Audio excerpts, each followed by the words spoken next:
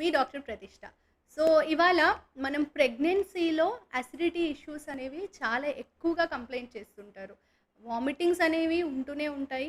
Nausea, vomitings అనేది common.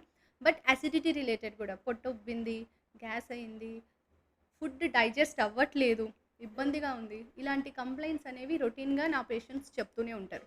So, నేను నా పేషెంట్స్‌కి ఎలాంటి అడ్వైజెస్ ఇస్తానో నేను మీకు ఇవాళ చెప్తాను. సో, ప్రెగ్నెన్సీలో హార్మోనల్ ఇష్యూస్ వల్ల, హార్మోన్స్ పెరగడం వల్ల ఈ ఈసోఫాగస్‌కి అండ్ స్టమక్‌కి మధ్య ఒక స్ఫింక్టర్ ఉంటుంది. లోవర్ ఈసోఫాజియల్ స్ఫింక్టర్ అని అంటాం. సో, అది రిలాక్స్ అయిపోతుంది. దానివల్ల ఏమవుతుంది అంటే రీగర్జిటేషన్, తిన్న ఫుడ్ వెనక్కి ఎక్కి రావడం, పుల్లగా గొంతులోకి రావడం అండ్ ఇండైజెషన్, ఫుడ్ అరగకపోవడం, ఇలాంటి ప్రాబ్లమ్స్ వస్తూ ఉంటాయి. సో, ఏం చేయాలి దీనికోసం? ఒకటి, స్పైసెస్ అనేవి బాగా తగ్గించాలి. స్పైసీ ఫుడ్ అనేది అవాయిడ్ చేయాలి లేదా స్పైసెస్ తగ్గించాలి.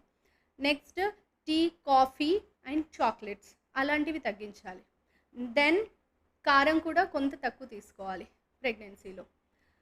అండ్ ఇవన్నీ ఫాలో అవుతూ వీటితో పాటు 3-4 litres of water per day, ఒక రోజులో 3-4 లీటర్స్ ఆఫ్ వాటర్ అనేవి తీసుకోవాలి. అండ్ ఫుడ్ తిన్న తర్వాత డైరెక్ట్‌గా బెడ్‌కి వెళ్ళిపోకుండా, పడుకోకుండా ఒక 10 మినిట్స్, 15 మినిట్స్ చిన్నగా అటు ఇటు వాకింగ్ చేయాలి. Specially night times.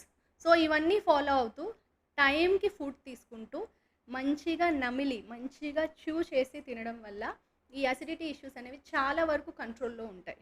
ఒకవేళ ఎవరికైనా పెప్టిక్ అల్సర్ డిసీజ్ అంటే కడుపులో అల్సర్స్ లాంటివి ఉంటే అప్పుడు తప్పనిసరిగా టాబ్లెట్స్ అనేవి యూజ్ చేయాల్సొస్తుంది. సో, అదర్‌వైజ్ ఈ చిట్కాలు, otherwise these are enough to keep it in control.